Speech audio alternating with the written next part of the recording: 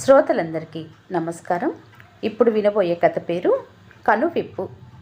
యశోద పులగుర్త గారు రచించారు. కథ విందాము. ఆ రోజు శుక్రవారం. రైతు బజారులో కూరలు కొందామని వచ్చిన సరోజని తమ వీధి చివరలో ఉంటున్న శ్యామల మాటలకు తలెత్తి చూసింది. చక్కగా కొడుక్కి పెళ్లి చేసి కోడలిని తెచ్చుకొని ఉంటే నీకీ బాధ్యతలు ఉండేవి కాదుగా వదినా. కందకు లేని దురద కత్తిపీటకు ఎందుకన్నట్లు ఈ శ్యామలకెందుకో తన స్వవిషయాలు మాట్లాడకపోతే బాగుండదని దేనికైనా సమయం రావాలి శ్యామల. కళ్యాణం వచ్చినా కక్కొచ్చినా ఆపటం ఎవరి తరమూ కాదు. ఇంతకీ నీ కూతురు అత్తవారింటి నుండి ఏవో గొడవలు పెట్టుకొని వచ్చేసిందని, విడాకుల కోసం ప్రయత్నిస్తుందని వాళ్ళు వీళ్ళు అంటుంటే వెధవ చెవులు ఎందుకు మనకి విషయాలు అనుకొని చెవులు మూసుకుందాం అనుకున్నా చెవిలోకి దూరిపోతాయి. ముందు నా కోడలి విషయం కన్నా నీ కూతురు కాపురాన్ని చక్కదిద్దామనేసరికి శ్యామల ముఖం గంటు చేసుకుంటూ అక్కడ నుండి వెళ్ళిపోయింది.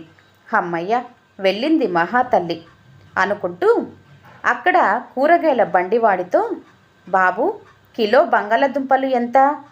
40 అమ్మా. వంకాయలు కిలో ఎంతేమిటి? అవి కూడా అంతేనమ్మా. టమోటాల ధర ఏమైనా తగ్గిందా బాబు? లేదమ్మా, అదే రేటు, కిలో 150 రూపాయలు. నీ మొహం మండ, ఎప్పుడూ అదే పాట అంటూ మనసులో గొనుక్కుంటూ, సరే అన్నీ తలో పావు ఇవ్వు. సరోజిని కాయగూరలను ఎంచుతున్నట్లు నటిస్తూ అతను చూడకుండా గప్చుప్గా చేతికి అందినన్ని కూరగాయలను సంచిలో దోపేస్తూ, సరేలే బాబు, ఇక్కడ బెండకాయలు లేనట్లున్నాయి, అలా వెళ్ళి బెండకాయలు కొనుక్కొని వస్తానంటూ నెమ్మదిగా జారుకుంది. ఇలా తలో బండి దగ్గర కూరగాయలు బేరం చేస్తూ వాడిని మాటల్లో పెట్టి గప్చిప్గా కూరగాయలు ఒక్కొక్కటి నొక్కేస్తూ సంచి నిండా కూరగాయలు నింపుకొని సంచి బరువును అటూ ఇటూ మార్చుకుంటూ ఇంటి ముఖం పట్టింది. పిల్లికి కూడా భిక్షం పెట్టని సరోజమ్మకు ఒకే ఒక కొడుకు, పేరు అంజన్. 6 సంవత్సరాల నుండి ఉద్యోగం చేస్తున్నాడు. ప్రతి నెల 1 తారీఖున బిళ్ళ కుడుముల్లాగా కొడుకు జీతం వస్తుంటే దాన్ని వడ్డీలకు తిప్పుతుంది. ఇంట్లో ఒక భాగం అద్దెకిచ్చింది. అలాగే భర్త చనిపోతే భర్త తాలూకా పెన్షన్ అందుకుంటుంది. శ్యామల ఆ రోజు అలా అన్నప్పటి నుండి సరోజ మనసులో కొడుక్కి పెళ్లి చేస్తే కట్నం తాలూకా డబ్బు కూడా వస్తుంది. పైగా బంధువులు, చుట్టుపక్కల వారు కొడుక్కి ఎప్పుడు పెళ్లి చేస్తావంటూ ఆడిపోసుకుంటున్నారని గ్రహించి ఒకరోజు కొడుకును అడిగింది, ఒరే అంజు, నీకు పెళ్లి చేద్దాం అనుకుంటున్నాను, నీకు ఎటువంటి అమ్మాయిని చూడమంటావురా అని. తల్లి అంటే అమితమైన ప్రేమ అంజన్కి. తండ్రి పోయిన తర్వాత బాధ్యతలన్నీ తన భుజానపై వేసుకొని ఎంతో పొదుపుగా సంసారం నడిపిస్తుంది. అటువంటి తల్లిని సుఖపెట్టాలని అతని ఉద్దేశం. పెళ్లి చేసుకోవాలని తనకి ఉంది. కాకపోతే పెళ్లి చెయ్యమ్మా అంటే బాగుండదని, అప్పుడే నా పెళ్ళికి తొందరేమిటమ్మా అంటూ నసిగాడు. ఓసి పిచ్చి సన్నాసి, వయసులో ఉన్నప్పుడే పెళ్లి చేసుకోవాలి. నీకేమి కావాలో కూడా తెలియని అమాయకుడివి. నీకు లక్షణమైన పిల్లను తెచ్చి పెళ్లి చేస్తానంటూ కొడుక్కి నచ్చజెప్పి ఒప్పించింది. ఎవరో తెలుసున్న బంధువులు ఒక మంచి సంబంధం ఉందంటే వాళ్ళతో మాట్లాడి కొడుకుని తీసుకొని పెళ్లి చూపులకి వెళ్ళింది. పెళ్లివారు ఎంతో సాదరంగా ఆహ్వానించారు. ముందు మంచినీళ్ళు తీసుకోండి, పలహారాలు తీసుకొస్తాం అన్నారు. అంజన్ మొహమాట పడుతూ, ఇప్పుడు అవన్నీ ఎందుకండి అన్నాడు. పెళ్లి కూతురు తండ్రి, ఏం ఎందుకు వద్దంటున్నారు? కతికితే అతకదన్న పట్టింపులా అంటూ హాస్యమాడాడు. కొంతసేపటికి కమ్మని నేతి వాసనతో గుమాయిస్తున్న సున్నుండలు, పూతరేకులు, జ్యూసీగా నిగారింపుతో మెరిసిపోతున్న కాకినాడ కాజాలతో పాటు వేడివేడి అరటికాయ బజ్జీలు, మిర్చి బజ్జీలు వీళ్ళ ముందు పెట్టారు. ఆ పరిసరాలలో ఎవరూ లేరని గ్రహించింది. కొడుకు తలొంచుకొని న్యూస్ పేపర్ చదువుకుంటున్నాడు. చటుక్కున కొన్ని స్వీట్స్ తన హ్యాండ్ బ్యాగ్లో పడేసుకుంది. ఈలోగా పెళ్లి కూతురు తల్లి శారద కాఫీలు తెచ్చి టీపాయ్ మీద పెడుతూ, స్వీట్స్ తినండి సరోజిని గారు. అలాగే ఈ బజ్జీలు కూడా. కాజాలైతే అద్భుతంగా ఉన్నాయండి. నోట్లో వేసుకోగానే మృదువుగా తేనెల పాకం జాలువారుతుంది. మీరు చేశారా లేక కొన్నారా? ఇటువంటి కాజాలు ఎప్పుడూ నా జన్మలో తినలేదంటే నమ్మండి. మీరు ఏమనుకున్నా పర్వాలేదు శారదా గారు. నాకు మొహమాటం లేదు. వెళ్ళేటప్పుడు కొన్ని కాజాలు ఎత్తుకుపోతాను. అయ్యో, ఎంత మాట సరోజిని గారు. ఎత్తుకుపోవటం ఎందుకు? దర్జాగా తీసుకెళ్ళొచ్చు. పెళ్లి చూపుల తతంగం పూర్తి అయింది. అబ్బాయి వాళ్లకు, అమ్మాయి వీళ్లకు నచ్చింది. ముహూర్తాలు పెట్టుకుందాం అనుకుంటూ వీడ్కోలు తీసుకునే సమయంలో శారద రకరకాల స్వీట్లు చక్కగా ప్యాక్ చేసి ఇచ్చింది. అక్కడ ట్రే నిండా అమర్చిన రకరకాల పండ్ల వైపు చూస్తూ సరోజిని దారిలో తినడానికి పండ్లు కొనరా అబ్బాయి అనేసరికి, అయ్యో వదిన గారు, కొనటం ఎందుకంటూ అక్కడ ఉన్న పళ్ళు అన్నీ ఒక పెద్ద బ్యాగ్లో వేసి ఇచ్చింది. ఒక శుభముహూర్తాన మంచి కట్న కానుకలు ఇచ్చి ఆడపెళ్లివారు చాలా ఘనంగా పెళ్లి జరిపించి వాళ్ళ అమ్మాయి వైదేహిని అత్తగారింటికి పంపారు. సరోజిని కొత్త దంపతుల చేత సత్యనారాయణ వ్రతం జరిపించాలని అనుకుంటూ ఊర్లో అందరినీ పిలిస్తే భోజనాలకు చాలా ఖర్చు అవుతుందని కొద్ది మందిని మాత్రమే పిలిచింది. వ్రతం పూర్తి అవగానే వారికి కాస్త ప్రసాదం చేతిలో పెట్టి కోడలి చేత బొట్టు పెట్టిస్తూ భోజనాల ఏర్పాటు చేద్దామంటే వంట మనుషులు దొరకలేదు. నాకు క్యాటరింగ్కు ఆర్డర్ ఇవ్వటం ఇష్టం లేదు. వాళ్ళు మడిగా చెయ్యరు. పైగా నిష్టగా చేసుకుంటున్న వ్రతమాయే అంటూ కల్లిబొల్లి మాటలు చెబుతూ వాళ్లను సాగనంపింది. వైదేహి పుట్టింట్లో చాలా దర్జాగా పెరిగిన పిల్ల.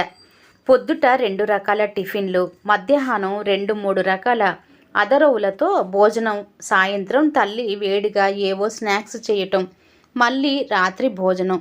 ఇవి కాక అప్పుడప్పుడు హోటల్స్కు వెళ్ళి తినటం అవి ఉండేవి. తనకి ఏదైనా తినాలనిపిస్తే తల్లికి చెబితే వెంటనే చేసి పెట్టేది. తనకు వంటలు బాగా వచ్చు కూడా. కొత్త వంటలు యూట్యూబ్లో చూసి నేర్చుకుంది. కానీ ఇక్కడ అత్తగారు ప్రొద్దుట 2 ఇడ్లీలలో కాస్తంత పచ్చడి వేసి పెట్టడం, లేదా ఒక గరిటెడు ఉప్మా మాత్రమే పెడుతుంది. మధ్యాహ్న భోజనంలో ఒక స్పూన్ కూర, కాస్తంత పప్పు, మారు వడ్డించదు. అన్నీ సమానంగా సర్దేసేది. 3 రకాల కాఫీలు. పొద్దుట ఆవిడ తాగే కాఫీ చిక్కని డికాషన్, పాలు వేసుకొని కలుపుకుంటుంది. ఇంకా తర్వాత లేచిన వాళ్లకు నీళ్ళ కాఫీలే. కాఫీ సరిపోకపోతే కాసిని వేన్నీళ్ళు చటుక్కున కలిపేస్తుంది. అలాగే పప్పు పులుసుల్లో కూడా. వైదేహికి అత్తగారి పిసినారితనం అర్థమైంది. ఆ రోజు శ్రీరామనవమి. దగ్గరున్న రామాలయంలో సంతర్పణ భోజనాలు పెట్టడం రివాజు.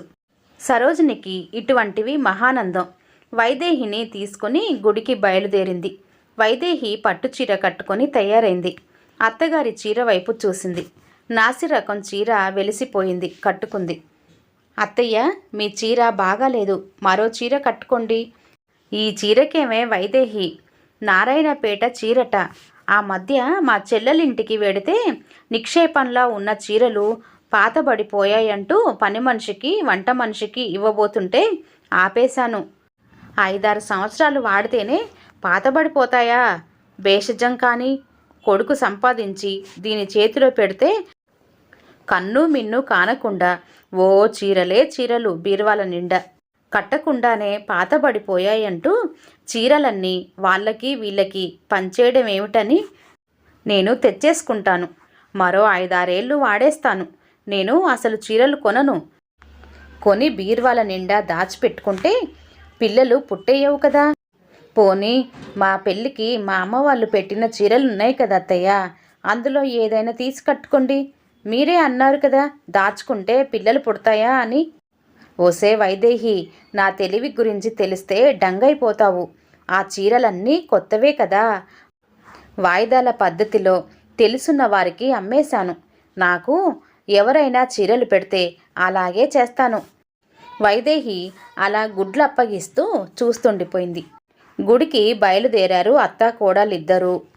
అత్తయ్య, చెప్పులేసుకోరా? అయ్యో వైదేహి, నీవు వేసుకోకమ్మా. అసలుకే నీవి కొత్త చెప్పులాయే. గుడిలో చెప్పుల దొంగలుంటారు. అయితే ఈ రోడ్డు మీద రాళ్ళు గుచ్చుకుంటుంటే ఎలా నడుస్తారు? గాజు పెంకులు, ఇనప మేకులు కాలిలో గుచ్చుకొని సెప్టిక్ అయితే కాలు మొత్తం తీసేయవలసి వస్తుంది. ఆ మరీ వింత పోకడాలు నీవన్నీ. చిన్నప్పుడు నాకసలు చెప్పులంటేనే తెలీదు. అప్పుడేమీ జరగనిది ఇప్పుడు జరుగుతుందా? చెప్పులు పోతే మళ్ళీ కొనుక్కోవాలంటే మాటలా? మాయదారి ప్రభుత్వం ఈ బడ్జెట్లో చివరకు చెప్పులు ధరలు కూడా పెంచి పడేసింది. నడు నడు, భోజనాలు పెట్టేస్తారు. ముందు వరుసలో కూర్చుంటే అన్నీ వస్తాయి మన విస్తర్లోకి. ఆఖరున ఉంటే అన్నీ అడుగు బుడుగే. అప్పటికే 1 గంట అయిందేమో.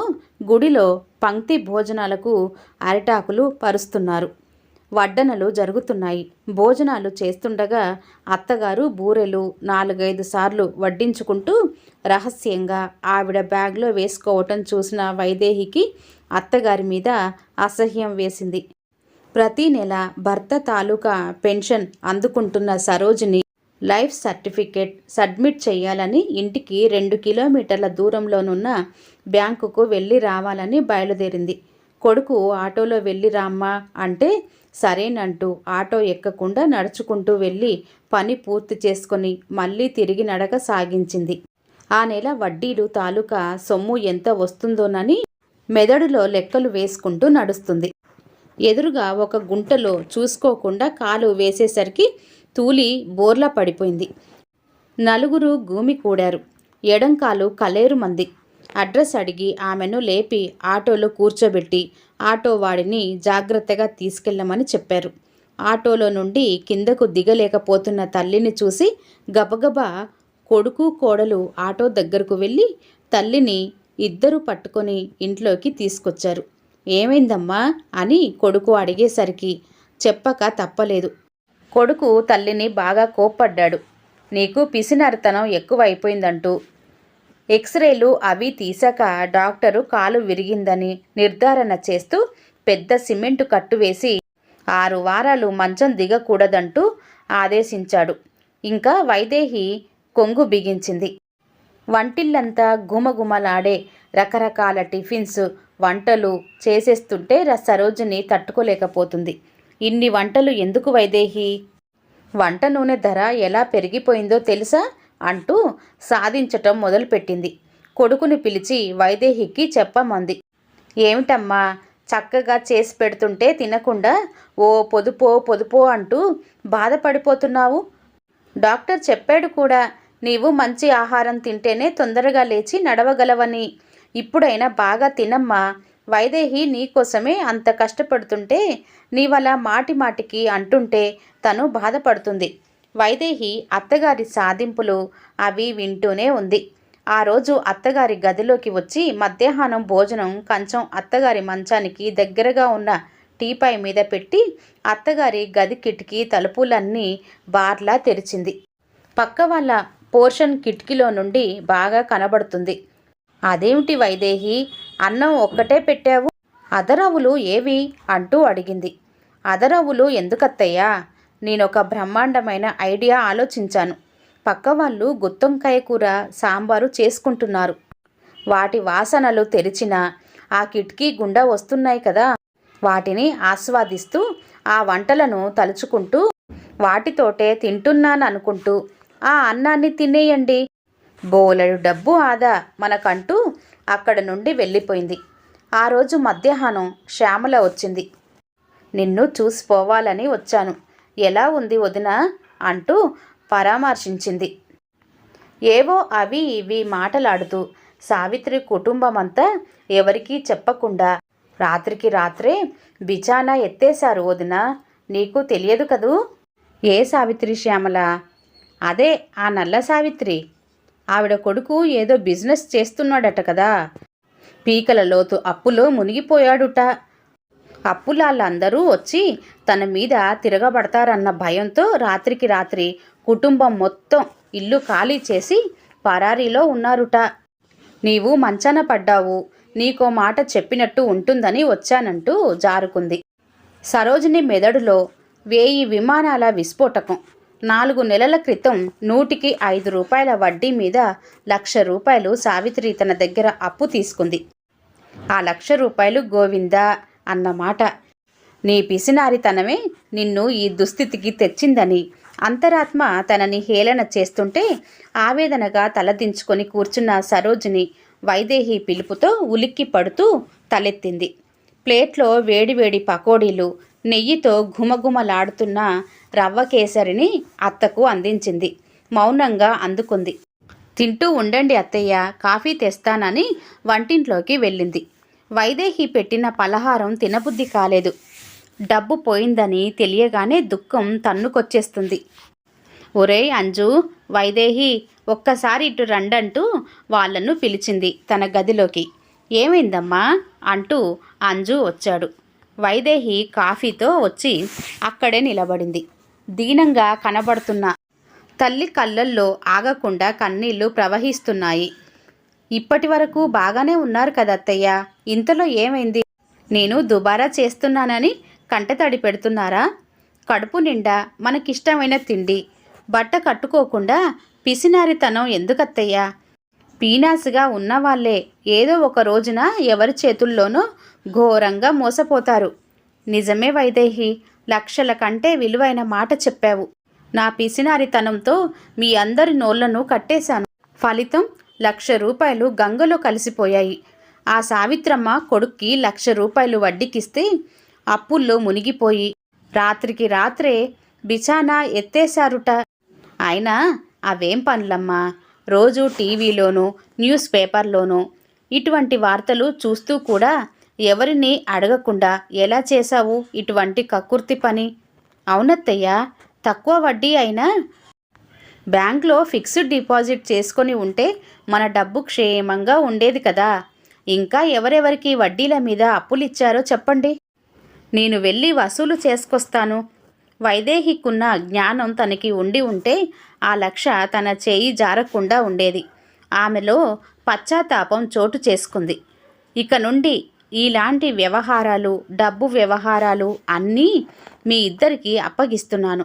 ఇక నుండి ఇటువంటి అప్రాచ్యపు పనులు చేయండ్రా అంజు అనేసరికి, అత్తయ్య ఎంత చక్కటి మాట చెప్పారు, రాత్రికి స్పెషల్ వంటలు చేస్తాననేసరికి అక్కడ నవ్వుల వాన విరిసింది. కథ సమాప్తం అండి. కథ కనుక నచ్చినట్లయితే లైక్ చేయండి, షేర్ చేయండి. అలాగే మీ బంధువులకు, స్నేహితులకు ఈ వీడియోని షేర్ చేయండి. అలాగే సబ్స్క్రైబ్ చేసుకోవటం మర్చిపోకండి. ఇలాంటి మంచి మంచి కథలను వినాలి అనుకుంటే బెల్ సింబల్ని ప్రెస్ చేయండి. నేను పంపించే వీడియోస్ మీకు నోటిఫికేషన్ రూపంలో వస్తాయి. మరొక మంచి కథతో మళ్ళీ కలుద్దాం. అంతవరకు సెలవు. నమస్తే. ధన్యవాదాలు.